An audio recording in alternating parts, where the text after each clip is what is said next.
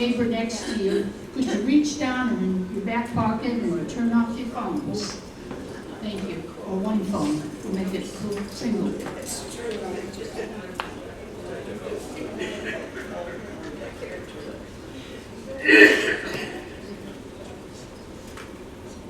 Joe's giving me the hurry up, Captain. I'm sure that most of you in the room, if you've ever come to the dog show, would recognize this gentleman. Joe is also, he has another role here.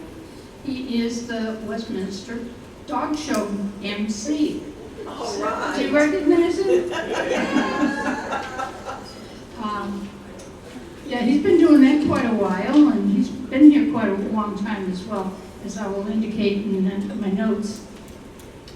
He's the only one of being a master of ceremony here, so gotta give him good credit.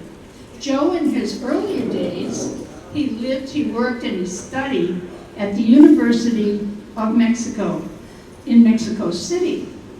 He trained in a nursing program with the Missionaries of Charity, a religious order founded by Mother Teresa. In 1995, Joe served for one term on the Luling City Council, and that is in Texas. So that's a quantum leap. And in 1999, a move to Austin proved to be very productive, and it was a productive decision, mapping his career here at Westminster. Joe began working in the healthcare center as a CMA, Certified Medical Assistant. Throughout the years, Joe has outlined and continued his education thanks to the Westminster tuition program. So for any of those folks in the audience that contribute to that, Joe is a recipient. Joe helped with the opening of assisted living, formerly in the Windsor for 10 years, over on the 3rd floor of the Windsor, and he was a CMA at that point, before being promoted to AL, or Assisted Living Manager. And then he became the director in 2016. As director in 2023, we're discussing when was the date. It was February of 2023 that Joe oversaw another huge facilities move from the Windsor to the Carlisle. I don't think we're going to go anyplace else with this. Away from Westminster, Joe spends time volunteering for different organizations with the focus on our unhoused neighbors. And Joe will tell you a little bit about, I think the dog show must have promoted this. I'm not sure. He's got a new furry friend at home. So let us welcome Joe Sanchez. Thank you, Kathy. Appreciate it. So I'm just going to go through. I have a PowerPoint here. Just go through it page by page, and then if you can hold your questions until the very end, that would be really helpful. So our goal in the assisted living is we want the residents to maintain independent as possible. We want you to be safe. We want you to feel at home, and we want you to feel cared for. So the services provided, we do medication management 24/7, which means that when you come over, when somebody admits to the assisted living, we would do all your meds. Any doctor prescriptions, any refills, any reorders, we'll take care of all that. We also provide meal and activity reminders. You'll get somebody to come knock on your door in assisted living and invite you to different activities throughout the day, as well as they'll come and let you know that it's time for breakfast, lunch, or dinner. They also do daily light housekeeping. So the caregivers will come in at least twice a day and take out the trash, and they'll also clean up any dishes that might be in the sink. There is weekly housekeeping where they come in and mop and vacuum and everything in your apartment. In memory, it is done on a daily basis. And we also do laundry once a week. Your laundry is done overnight, so you put it out in the evening, and the next morning it comes back. And we also do limited activities, 1 or 2, which basically means that a number of residents, they come to live in the assisted living because they might need help getting dressed in the mornings. But then the rest of the day, you know, they're just fine. And then they'll come back and the caregiver will help them get ready for bed in the evening. So the staffing for the assisted living and memory support, there's myself. I'm here usually by 7 a.m. if not earlier until about 4:30 every day, Monday through Friday. And then our health services manager, Carrie, she's an RN. She's here Monday through Friday from 8 a.m. to about 5 p.m. And then the medication technicians, there's one on each unit 24 hours a day. And the caregivers, there's basically 4 caregivers in the morning and the afternoon, then there's 2 overnight. Activity director and assistant, there's 2 people that work in activities, and they're there 7 days a week from 9:30 to about 6 p.m. And while there is not a licensed nurse present in the assisted living or the memory 24 hours a day, if it's an emergency, we call a nurse and they come over from the health center. So this is the point of contact desk. Every neighborhood has one of these, and there's 4 of them. This is where you sign in and out. We ask that you do that. It is unfortunately a state regulation that if you're going to leave the assisted living or go to the Lauro or go to the bistro, you need to sign out at the book. That way if there's an emergency, the first things we grab this book and we grab a laptop with all the medication orders. And also that's where you go if you're going to if you have an appointment coming up and you need to set up transportation, you can come here and one of the caregivers or the med tech will help you out. So for meals, we do have the Arbor full-time registered dietitian who's also available in assisted living. The meals taken in independent dining rooms, the Lauro, the Rowan, the Bistro, there are additional fees for those. But the assisted living residents have a $75 dining dollars. The people in memory care for that? Yes, ma'am.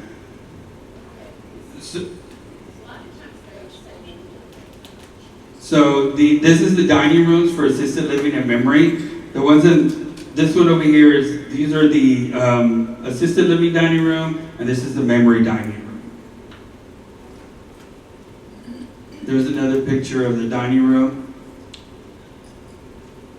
We also have this TV room in the front. They use that room to play bingo and other large activities with game activities, but they also have this TV there that they can watch movies or games. This is the large activity area. This is also another exercise activity area. They do Tai Chi, sit-or-size, and those type of activities in this. So every unit has a living area. They're set up to where they have a living area, a dining area, and a kitchen. The kitchens are kitchenettes, so there's not a stove in them, but they're on the second floor, there's an oven in both of them. And they also use them for socials and parties, especially the one on the first floor. And you can see back here, that's a shaved ice machine that was given to assisted living by the Resident Association. This is the 3rd floor. The 3rd floor is a lot more quiet.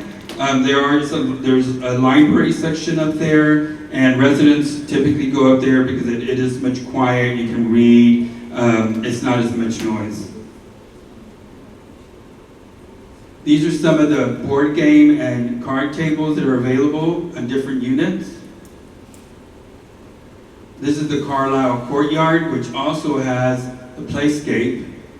I've heard that it's used quite a bit on the weekends by grandchildren. So the apartments in assisted living. We have 36 AL apartments and 38 memory support apartments. We do have 2-bedroom apartments as well. The apartments are unfurnished. They're approximately 490 square feet. They have a separate bedroom, a bathroom, a living room, and a kitchenette.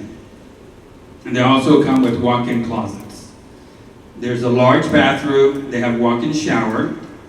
They all have a full-size refrigerator, a microwave, and a sink. There is no stove in any of the apartments. Residents can bring small appliances like a coffee pot, a toaster. We just ask that they have an automatic shut-off. So if you bring a coffee maker, just be one that has an automatic shut-off, so that way it prevents any fires. So there is a phone jack in the apartments. The residents can have their private phone installed. There are installation fees and monthly charges, and those are the residents' responsibility. All the apartments are wired for basic cable. So if you want anything extra, any extra channels, a DVR, or anything like that, you can contract with Spectrum, and they'll get that for you. We also provide pendants and pull cords. The pendants are just like the ones they use in independent living, except that in assisted living, it's not just for emergencies. You're having a hard time finding your remote, you can push a pendant and a caregiver will come. So all the apartments do have locks. All the residents have a fob, just like the independent living apartments. And there's only one key to get into those apartments, and the caregiver has the key. So that way, if you push your pendant and the door's locked, they will use the key to come in. When you push your pendant, though, we do not knock on the door. When you push your pendant, that means that you're expecting us, so we use the fob to come straight into the room. If you go to your apartment and the door is locked, we always knock on the doors before coming into apartments. So this is the apartment layout for assisted living. You have the kitchenette, you have a living room, you have the bedroom, and you have the bathroom right there. These are how they're mostly set up. There are 4 different floor plans, but the majority of them are set up like this. So I'm going to walk you through an apartment. So this is the kitchenette area, full-size refrigerator with an ice maker, the built-in microwave, cabinets for storage, and there's the countertop for toaster or coffee maker. The kitchen area is tiled. The living area is carpeted, and it also has a cable outlet, and it has multiple outlets around the room. In the bedroom, a cable outlet as well. You'll notice that we have these red outlets. Those we put in the Carlisle after the freeze that we had here in Austin and the power went out. When they built the Carlisle, we have a generator that can run it for up 7 days. And each apartment is equipped with multiple red outlets. So that way, if you have an oxygen machine or if you have other items, you're able to plug them in there and it'll continue to work. And this is the walk-in closet. It has 3 shelves, which can be adjusted. If you move in and you decide that you need them lowered or something, that can be done. Here's the bathroom. It has a big walk-in shower. And it has a vanity that's open on the bottom, so that way if you are in a wheelchair, you can still use the vanity. And a lot of residents use their walker and they sit down on their walker in front of the vanity, since you're able to have that room there. So this is memory. The memory apartments are about 300 square feet. It is just the bedroom, and it comes with a wardrobe, and it has this little closet. So this is the memory support balcony. If anybody gets a chance, you should go and check it out. It's really nice. Brooks has maintained a garden out there with the help of the residents, and they enjoy going out and watering the plants. So it's really pretty. So visiting and going out on pass is always a question that people ask. When they move to assisted living, can they come and go as they please? And the answer is always yes. If you live in assisted living, all we ask is that you sign out. You can go anywhere you want. You can come and go as you please. So all we ask is that you sign out. In memory, if you live in memory, then you have to have somebody sign out for you. It's easy for someone in memory to get lost in the building, so that's the reason why they have to have an escort when they leave memory. You can participate in independent living activities unless it's medically contradicted. So that means you can go to the solarium, you can come to events at Harrisville Hall, you can use the courtyards. You can also go on bus trips with the evaluation, which means we need to make sure that you're safe getting up and down the steps of the bus. You need to make sure that you're going to be okay going and walking long distances as well. So again, residents must sign in and out. And again, if you're unable to sign in and out, you need to hire a caregiver or have family take you to activities. So family and friend visits. We get this a lot too. Can people come visit me? Of course. They can come in any time of the day, 24 hours a day. You do have to let them know that if they do come in after 9 p.m., the entrance is locked. So you have to meet them in the oh my mind just went blank. In the lobby. You have to meet them in the lobby so that way you can let them in. And or you can use your fob. If you go out and you come back after 9 p.m., you can use your fob to get in the door, just like you do in independent living. Or you can ring the doorbell after 9 p.m. and they'll come let you in. So activities. There is a weekly calendar of events that's posted. We do a weekly reminders. We also do a monthly calendar for memory that's posted.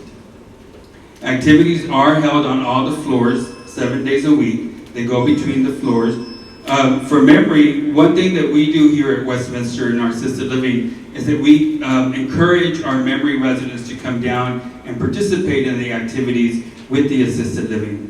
We try not to, we don't keep them separate that much. Just for activities where they require, where more cognition is required than is just assisted living residents. We do daily brain games for all floors, Tai Chi and sitter-sides. They have craft classes and they have painting classes as well. We have an IO resident, I can't remember her name. She comes and volunteers to help with the painting class and the residents really enjoy it.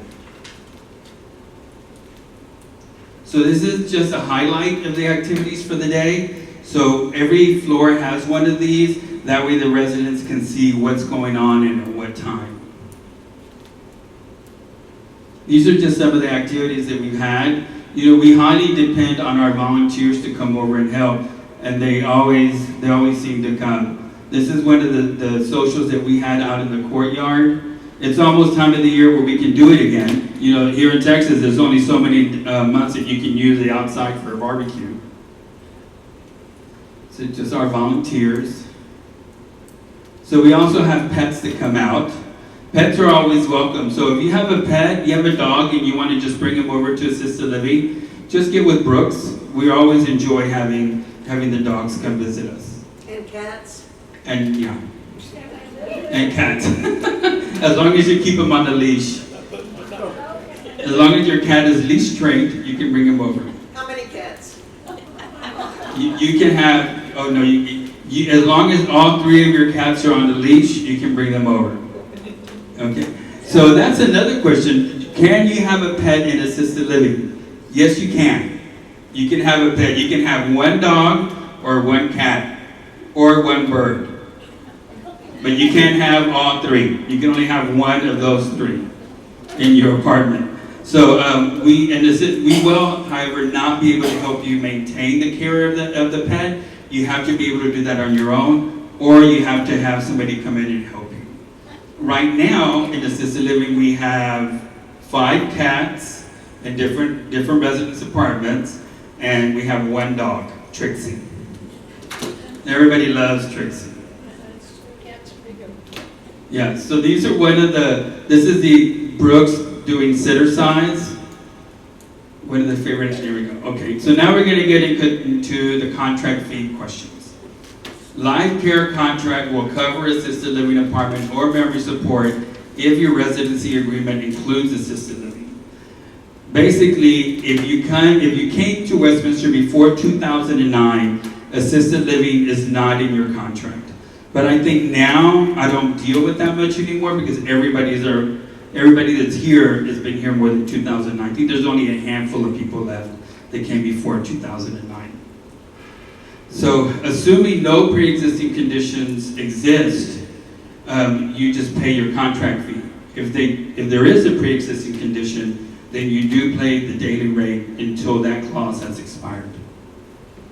If the resting, well, here we go. If the resting agreement does not include assisted living, it is an additional $500 a month onto your contract fee. So your life care contract includes all personal care.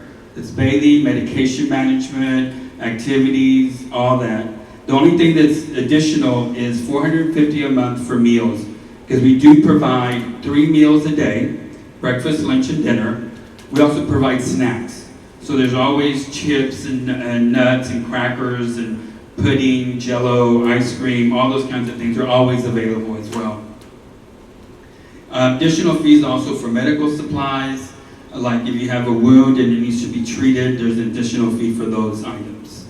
And for medications, so it says outside transportation charges. That's if you say you want to go to the ballet, then that's an additional fee to provide that transportation there. Now, if you need a transportation to a doctor's appointment, we provide that, just like we do for independent living. If there are extra charges for barbershop, cable and phone bill, if cable, if you have extended channels or other services. We do help with long-term care insurance. We will not file for payment with long-term care insurance. It's more of a reimbursement. They'll send it to you. You can designate it to where it's sent to assisted living, but you'll still be invoiced every month. There is a lot of paperwork involved with long-term care insurance, if any of y'all have ever had to go through that. So I will walk you through that. If you come to me when you move to assisted living, you come and you let me know you have long-term care life insurance. We will walk you through it. I will send all the documents that they request. So the contract fees. So your current monthly fee plus 2 additional meals. If there's 2 people, then it's $450 for each person. If you don't have AL in your contract, it is an additional $500 on top of that. If you're pre-existing condition clause, that means that you have to pay the daily rate. The daily rate right now in assisted living is $291, so it's about $8,700 a month. From memory, it is $312 a month, so it's $9,300 a month. And again, these are the prices just for room and board. It does not include supplies, medical supplies, any items like that. So care in assisted living. We are not staffed to provide one-on-one care. That is something that I always share with people because they think, I'm going to come to assisted living, I'm going to have somebody there with me all the time. While somebody will be there to answer the pendant much more quickly than if you were in independent living, there is not one-on-one care. That you have to do privately. And you can use either a private service provider, which is someone who is not affiliated with an agency, or you can use an agency. Our preferred vendors for agency are Halcyon and Care4. So, and that is out of pocket. The average is about $15,000 a month. And that was like 2 years ago. I'm sure that amount has gone up now.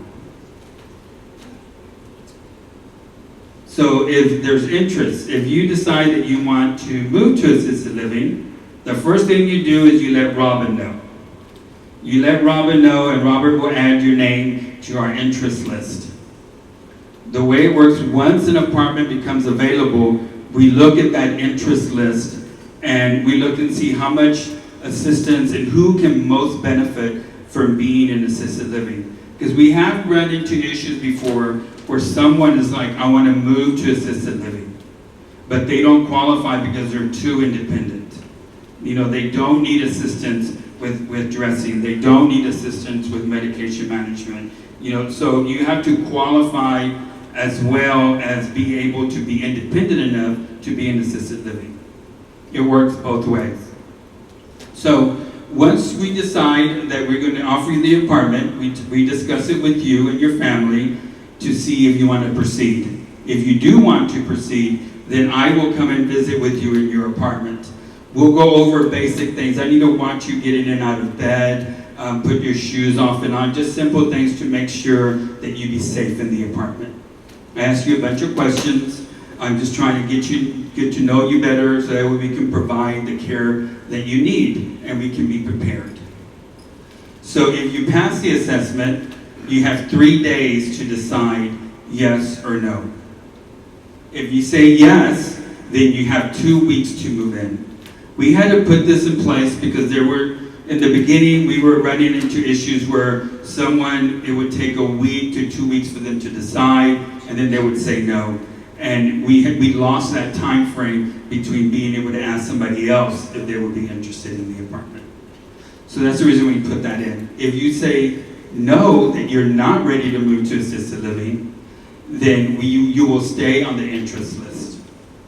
Now, if you do not pass this, I stress to residents to please not wait so long that you do not pass the assessment to move to assisted living. And then if you don't pass, then we start having that discussion of health care or private care in the apartment. So once you do move to assisted living, we do have aging in place. So if you go there, you'll see residents that require more assistance than others.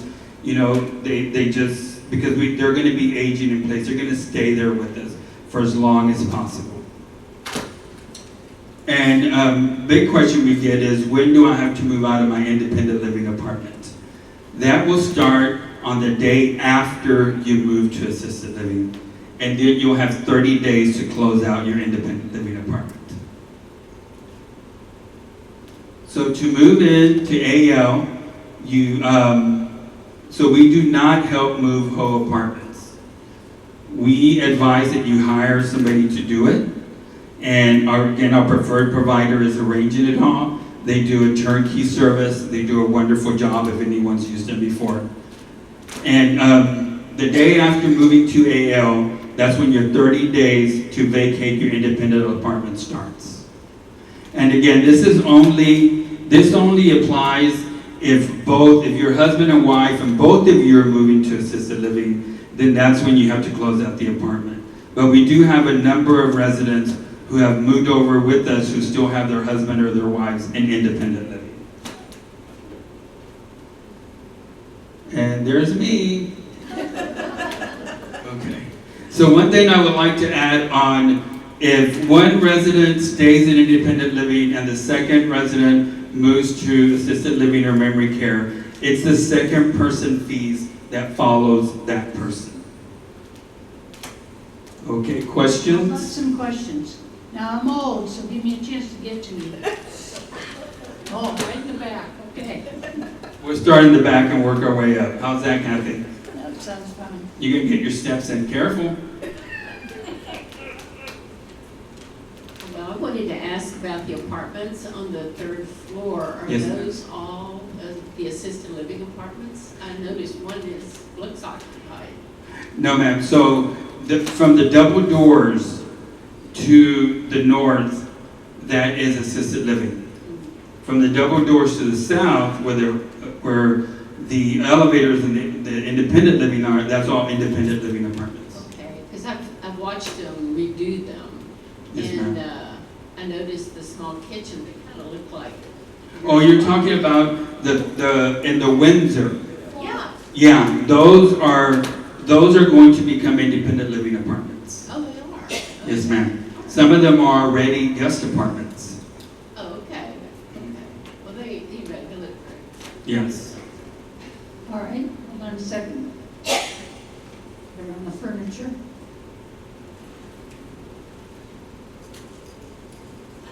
Can you explain a little bit more about the eating when a resident comes to the bistro or the Laurel or one of the other dining rooms that we're in? What is the arrangement for them, and what should we be telling that person when we invite them? If you give the server their apartment number, just like you do in independent living, you give them their apartment number, and it's supposed to be billed to them directly. They get a $75 credit. Once they go over the $75, they are billed dollar for dollar. Does that make sense? Okay. Someone on this side? Oh, and it works the same way.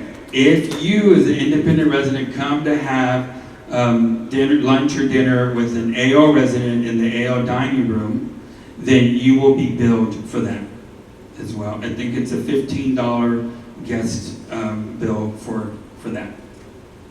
I was asking Joe earlier about whether we could come over with some organized tours of assisted living.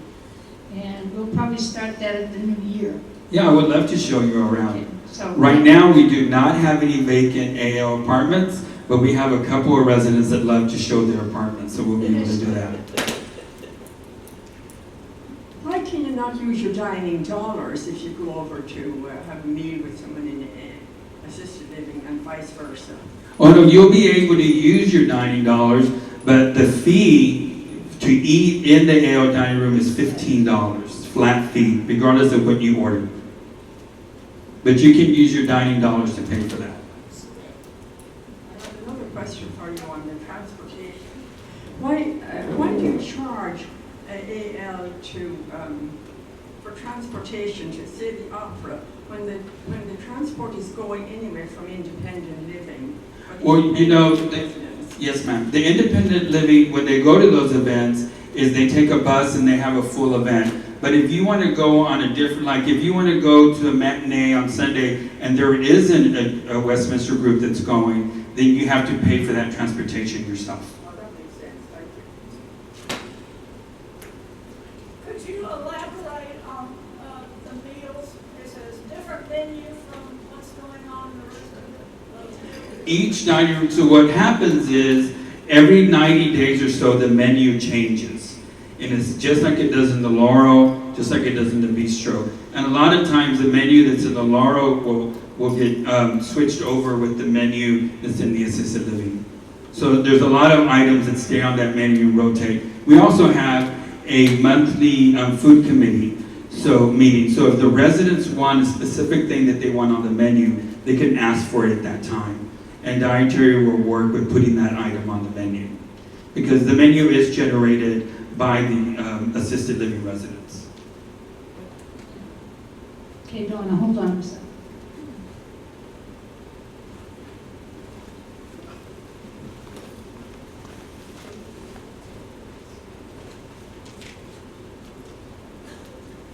Is the menu in assisted living the same as it is in independent living? It's different because it's a different menu. So it's like, you know, the Laurel menu changes every 90 days or so, every 6 months. And that's the same way the assisted living menu is. But there's always things on there. There's a steak on there. We have, the menu is set, and then we have daily specials, just like you do in the Laurel. Every week, the specials change. And I think the menu is pretty good. Wouldn't you say so, Ms. Medford? The menu is about the same as would be in the Laurel. Yeah. Ms. Medford lives in assisted living. I have a question.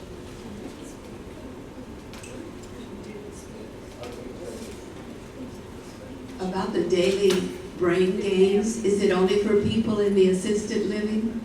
No, ma'am. If you're in independent living and you want to come and join one of our activities, you can feel more than free to come and join us. Oh, wonderful. There's always room.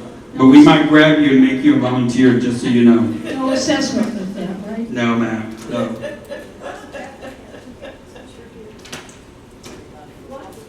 What factors contribute to your decision to move someone out of assisted living into skilled nursing? If you start needing more of a nursing need, if you have a wound that needs a wound vac, for instance, then you would have to, that would be something that healthcare would be able to accommodate more so than what we What would. about if you can't transfer?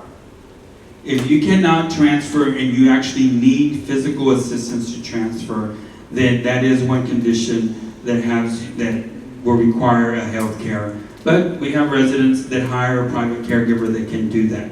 They can help our caregiver to be able to safely get you into a wheelchair.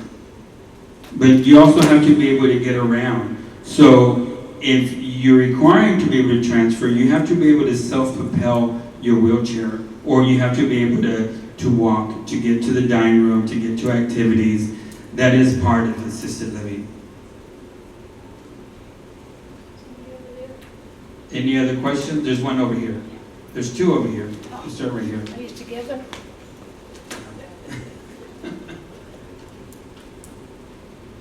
You mentioned that you have a nutritionist on the staff or access to a nutritionist for the meals. Is the menu in general in assisted living memory care, is it more heart healthy, low sodium, or is it just exactly the same as the Laurel or the Bistro? It's like the Laurel. Those are decisions that you need to make on your own in assisted living. There are items on the menu that will tell you that they're low sodium, that they're low in carbs, but that's a decision that you make. We don't make that decision for you. We can advise you, like if you're diabetic, we can tell you, please don't have that third slice of cheesecake, but I cannot make you not have that. I can just advise against it. But the dietitian also will work with residents. For instance, if someone's losing weight, then the dietitian can work with maybe getting some high protein diets, alternatives on there, and then we'll recommend Ensure or one of those protein drinks as well. She had a question over here, Kathy. It's been answered. Oh, it's been answered? Okay. Anybody else? Any other questions? All the questions have been answered. Okay. Thank Now you it's so time much. to do my dance. All right. Okay. Thank you so much for coming. Thank y'all. I really appreciate it. Y'all coming out this afternoon. And if you ever want to take a tour before Kathy sets up a tour for everybody, if you want to take a tour, you want to come over to assisted living, just come on down. We're more than happy to show you around. We love our building. It's a beautiful building. Thank y'all.